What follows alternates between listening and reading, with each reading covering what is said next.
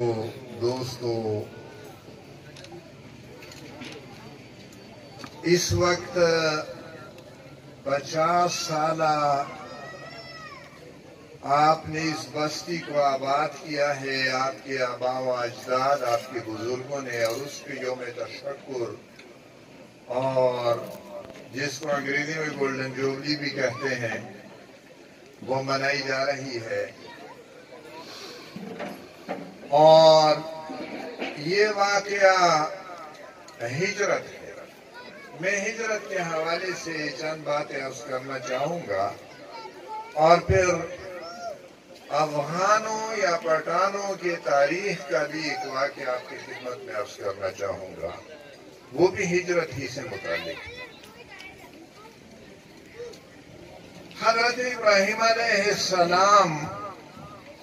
عراق میں پیدا ہوئے اور ان کے دور کا ایک جابر اور مستبد حکمران نمرود تھا، اور ابراہیم علیہ السلام جب بڑے ہوئے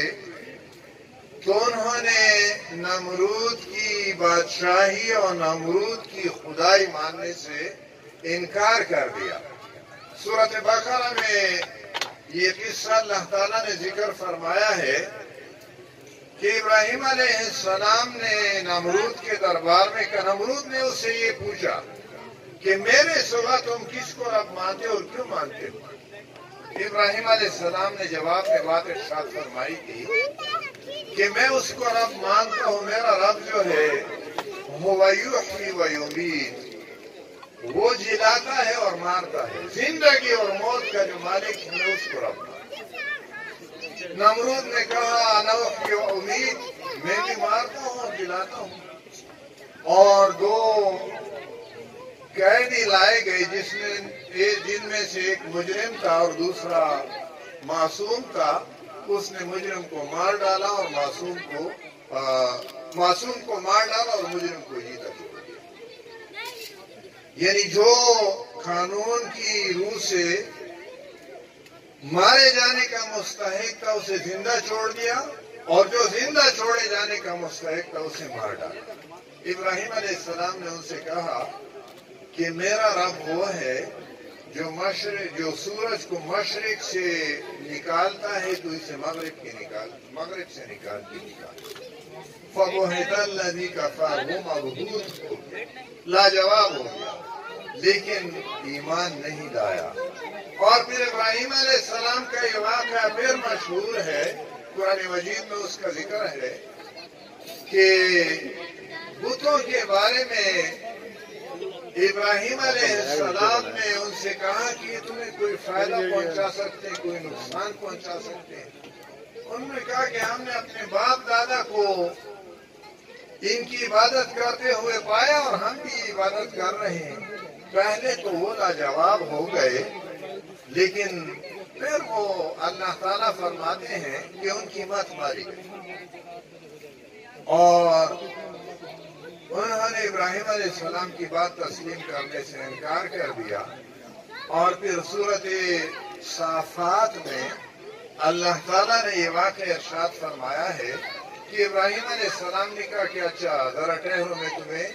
بتاتا ہوں، سبق پڑھاتا ہوں۔ اور جب وہ میلے کے دن، عید کے دن شہر سے باہر نکلے، ابراہیم علیہ السلام نے بت خانے میں داخل ہو کر سب کو توڑ ڈالا اور ان کے بڑے بت کو چھوڑ دیا۔ اور جب وہ آئے تو پوچھا کہ ہمارے خداؤں کے ساتھ کس نے یہ ظلم کیا ہے؟ اور کہا گیا کہ یہ تو نوجوان ہے، وہ ذکر کیا کرتا تھا جسے ابراہیم کہتے ہیں، اس کو بلایا گیا اور پھر آگ میں ڈالے جانے کا واقعہ، اور اس کے بعد پھر ہجرت کا واقعہ۔ عراق کو چھوڑ کر فلسطین میں بس گئے، اور اللہ تعالیٰ نے ابراہیم علیہ السلام کو فلسطین کے اندر وہ خاندان عطا فرمایا جو بنی اسرائیل کے نام سے مشہور ہوا، اور ان میں ہزارہا انبیاء کرام اللہ تعالیٰ نے بھیجے۔ ان انبیاء کرام میں حضرت یوسف علیہ السلام کا قصہ سورۃ یوسف میں مذکور ہے، اور نبی عربی محمد صلی اللہ علیہ وسلم سے مشرکین نے بنی اسرائیل کے امام پہ ان کی شرارت سے سوال پوچھا کہ ابراہیم علیہ السلام اور اسحاق علیہ السلام یہ تو فلسطین میں تھے، یہ موسیٰ علیہ السلام یہ بنی اسرائیل مصر کیسے پہنچ گئے اور مصر سے کیسے؟ اللہ نے محمد عربی صلی اللہ علیہ وسلم کی زبان مبارک پر سورۃ یوسف جاری، اور سورۃ یوسف میں اللہ تعالیٰ نے ارشاد فرمایا ہے کہ ان فی یوسف و اخوتہ آیات للسائلین، کہ یوسف اور ان کے بھائیوں میں سوال پوچھنے والوں کے لیے بہت بڑی نشانی، اور وہ نشانی کیا تھی؟ یوسف علیہ السلام کو ان کے بھائیوں نے کنویں میں حسد میں آ کے ڈالا تھا،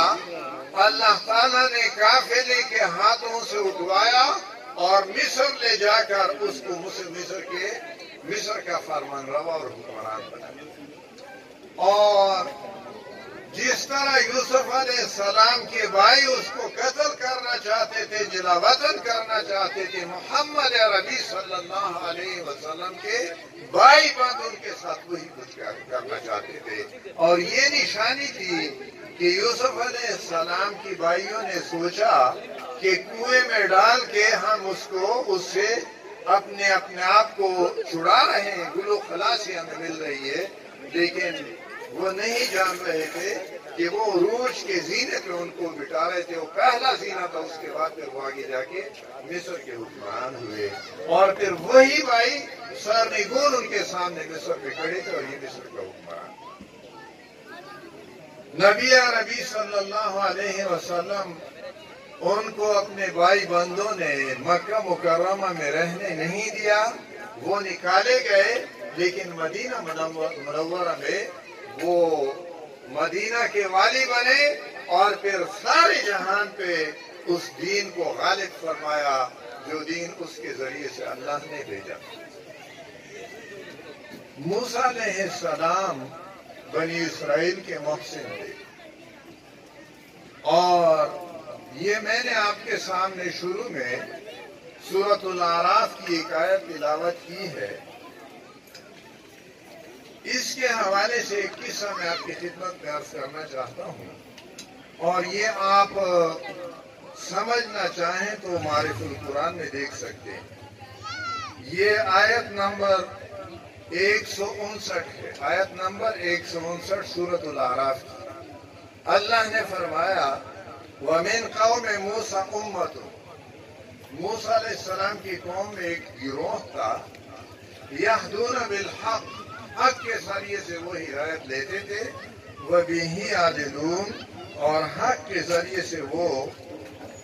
عدل و انصاف کیا کرتے تھے۔ حضرت مولانا مفتی شفیع اکاڑوی، مفتی اعظم پاکستان رحمت اللہ علیہ، انہوں نے معارف القرآن میں اس آیت کی تفسیر میں ایک واقعہ لکھا ہے۔ مفتی شفیع رحمت اللہ علیہ لکھتے ہیں کہ بنی اسرائیل کے بارے یہ آپ کو معلوم ہوگا، پشتونوں، پٹھانوں یا افغانوں کے بارے میں یہ کہا جاتا ہے کہ بنی اسرائیل کا قبیلہ گمگشتہ ہے، بنی اسرائیل کے 12 قبائل میں سے ایک قبیلہ گم ہوا ہے، اور وہ قبیلہ کون ہے؟ یہ کہا جاتا ہے کہ پشتون اور پٹھان۔ مفتی شفیع رحمت اللہ علیہ نے یہ تو نہیں کہا کہ وہ پٹھان ہے، لیکن ان کا واقعہ میں آپ کی خدمت میں عرض کروں۔ انہوں نے لکھا ہے کہ بنی اسرائیل کے 12 قبائل میں سے ایک قبیلہ بہت نیک اور پارسا تھا۔ یہ 11 قبائل یہ گناہوں میں ملوث تھے، اللہ کی نافرمانیاں ان سے سرزد ہو رہی تھی، اور وہ ایک قبیلہ ان کو نصیحتیں کرتا رہتا تھا، لیکن یہ ماننے والے نہیں تھے۔ بالآخر اس قبیلے نے فیصلہ کیا کہ ہم ان لوگوں کو چھوڑ دیں، اور انہوں نے لکھا ہے کہ یہ قبیلہ فلسطین سے مشرق کی طرف چل پڑا۔ اور انہوں نے 1 سال کی مسافت پہ سفر کیا. 1 سال تک یہ قبیلہ چلتا رہا اور 1 سال کے بعد جس مقام پہ وہ پہنچا مشرق کی طرف وہ وہاں پہ آباد. جس طرح آپ کالا باغ سے نکل کے یہاں پہ لائے گئے اور پٹھان کوٹ ضلع بکر میں آباد. اور مفتی صاحب رحمت اللہ علیہ لکھتے ہیں کہ نبی صلی اللہ علیہ وسلم جب معراج پہ جا رہے تھے تو واپسی پہ یا اس طرف سے جبرائیل امین علیہ السلام نبی صلی اللہ علیہ وسلم کو اس قبیلے کے پاس لے گئے اور نبی صلی اللہ علیہ وسلم نے دیکھا کہ اس قبیلے کے گھر بہت ہی سادہ ہیں اور ایک طرح کے ہیں. گھروں میں تفاوت نہیں ہے، امتیاز نہیں ہے، اونچ نیچ نہیں، ایک طرح کے سادہ اور ایک طرح کے. اور ان کے قبرستان بالکل جیسے آپ کے پہلو میں قبرستان ہے، قبرستان ان کے گھروں کے ساتھ. نبی صلی اللہ علیہ وسلم نے ان سے پوچھا کہ آپ کے گھر سادہ اور ایک طرح کے کیوں ہیں؟ انہوں نے جواب دیا کہ ہم آپس میں ایک دوسرے کو برابر سمجھتے ہیں، ہم میں اونچ نیچ اوپر نیچے یہ نہیں ہے. پھر پوچھا کہ قبریں آپ کے قبرستان قریب کیوں ہیں؟ کہ اس لیے کہ ہمیں موت کی یاد یہ دلاتی ہے. پھر پوچھا کہ آپ کے ہاں ناپ تول کا کیا نظام ہے؟ انہوں نے جواب دیا کہ ہم اکٹھا کاشت کرتے ہیں اور حاصل لے لیتے ہیں، اس کو ذخیرہ کرتے ہیں، جس کو جو ضرورت ہو وہاں سے لیتا. اور پھر یہ بھی انہوں نے کہا کہ ہمارا یہ معاہدہ ہے کہ جھوٹ نہیں بولیں گے، ہم سچ بولیں گے. اب مفتی صاحب نے یہ تو نہیں لکھا کہ یہ پشتون یا پٹھان ہے، لیکن بنی فلسطین سے 1 سال کی مسافت پہ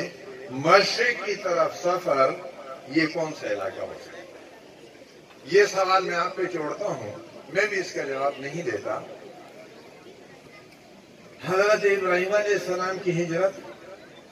اس کے بعد حضرت یوسف علیہ السلام کا واقعہ کہ کنعان سے وہ پہنچ گئے مصر اور عزیز مصر کے گھر میں رہے، جیل میں ڈالے گئے اور جیل سے نکالے گئے اور پھر فرمان روا بن گئے مصر کے. اور موسیٰ علیہ السلام کی ہجرت کہ انہوں نے فرعون کی غلامی سے بنی اسرائیل کو نکالا اور فلسطین پہنچا دیا، لیکن انہوں نے موسیٰ علیہ السلام کے ساتھ بے وفائی کی. موسیٰ علیہ السلام دنیا سے رخصت ہوئے اور ان کی وفات کے بعد جب ان لوگوں کے بالغ لوگ سب ختم ہو گئے اور وہ نابالغ بلوغ تک پہنچ گئے، 46 سال کے بعد فلسطین ان کے ہاتھوں فتح ہوئی. اور یہ بھی ہجرت ہے. اور محمد عربی صلی اللہ علیہ وسلم کی ہجرت، اور پھر یہ تاریخ میں اگرچہ واضح طور پر درج نہیں ہے، لیکن بے شمار مورخین یہ کہتے ہیں کہ پشتون یا پٹھان بنی اسرائیل کا قبیلہ گمگشتہ ہے اور انہوں نے بنی اسرائیل کو اس بنیاد پہ چھوڑا فلسطین کو کہ وہاں وہ لوگ اللہ کی نافرمانیاں کرتے تھے اور یہ اللہ کے احکامات کے مطابق زندگی بسر کرنا چاہتے. میں اپنی بات کو ختم کرتے ہوئے نبی مہربان صلی اللہ علیہ وسلم کی روایت اور ان کی حدیث ہجرت مہاجر کے بارے میں، یہاں پہ میرے دوستوں نے مسلم من سلم المسلمون من لسانہ و یدہ اور مجاہد کے بارے میں نبی صلی اللہ علیہ وسلم نے فرمایا من جاہد نفسہ، جو اپنے نفس کے ساتھ جہاد کرے اللہ کی اطاعت میں. اور مہاجر کہتے ہیں من حجرہ ما نہا اللہ عنہ، جو ان کاموں کو چھوڑ دے جن سے اللہ نے منع فرمایا ہے۔ آپ کے ساتھ نواب کالاباغ امیر محمد خان کے بیٹے نواب مظفر خان، انہوں نے زیادتی کی، اور یہاں پہ ذکر آیا، بزرگ نے یہ بتایا کہ اس وقت بنو ضلع ہوتا تھا، میں بنو ضلع کا رہنے والا ہوں، اور میاں والی بنو کی تحصیل تھی، ضلع بنو تھا اور میاں والی بنو کی تحصیل تھی، بعد میں پھر یہ ضلع بنا۔ اس لیے آپ کے ساتھ میرا رشتہ پشتون اور پٹھان کا بھی ہے، اور پھر ایک ہی ضلع کا بھی ہے کہ ہم ایک ہی ضلع کے رہنے والے ہیں،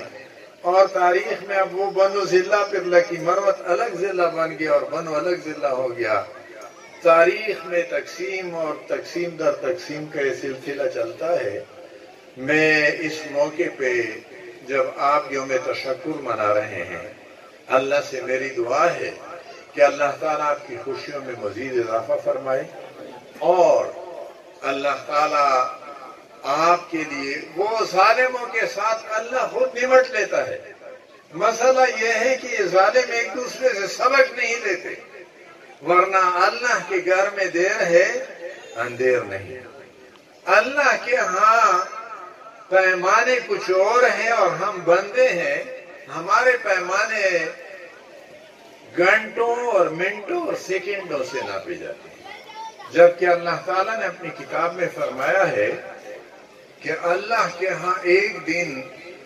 1000 سال، 1000 سنۃ، 1000 سال کا بھی ہوتا ہے، اور سورۃ المعارج میں تو فرمایا کہ اللہ کے ہاں یہ دن یہ 50,000 50,000 سنہ، اور اللہ کا یہ حساب چونکہ ذرا طویل ہوتا ہے، ہم بے صبرے ہیں، ورنہ اللہ تعالیٰ یہ چراغ ظلم ظالم تا شب آخر نمی سوزد، اگر سوزد شب سوزد شب دیگر نمی سوزد۔ ظلم کا چراغ یہ زیادہ دیر تک نہیں جلتا، اگر جلتا ہے ایک رات جلتا ہے، اس کے بعد پھر نہیں جلتا، اور یہ اللہ کا قانون ہے۔ اللہ تعالیٰ ظلم کو موقع دے دیتا ہے کہ وہ یہ نہ کہے ظالم کہ مجھے موقع نہیں ملا تھا، اور پھر پکڑتا ہے، وَإِنَّ بَطْشَ رَبِّكَ لَشَدِيدٌ، تیرے رب کی پکڑ بڑی شدید ہے، بڑی سخت ہے۔ ظالموں کو جب وہ پکڑتا ہے تو وہ پھر چھوٹنے نہیں پاتے، اور مظلوموں کی اللہ تعالیٰ دادرسی فرماتا ہے، اور مظلوموں کو پھر بساتا بھی ہے۔ اس لیے یہاں بس گئے ہیں آپ کے آباء و اجداد 50 سال پہلے آئے تھے، کچھ بزرگ ان میں موجود ہیں اور کچھ بزرگ موجود نہیں ہے، اور میری اللہ سے دعا ہے کہ اللہ تعالیٰ آپ کو خوش و خرم رکھے، اور اللہ تعالیٰ ہم سب کو توفیق دے کہ ہم نبی مہربان صلی اللہ علیہ وسلم کے بہترین امتی بنے، دنیا میں ہماری زندگی قرآن و سنت سے آراستہ و پیراستہ ہو، اور دنیا اور آخرت دونوں جہانوں کی کامیابیوں سے اللہ ہمیں نوازے۔ وآخر دعوانا الحمدللہ رب العالمین۔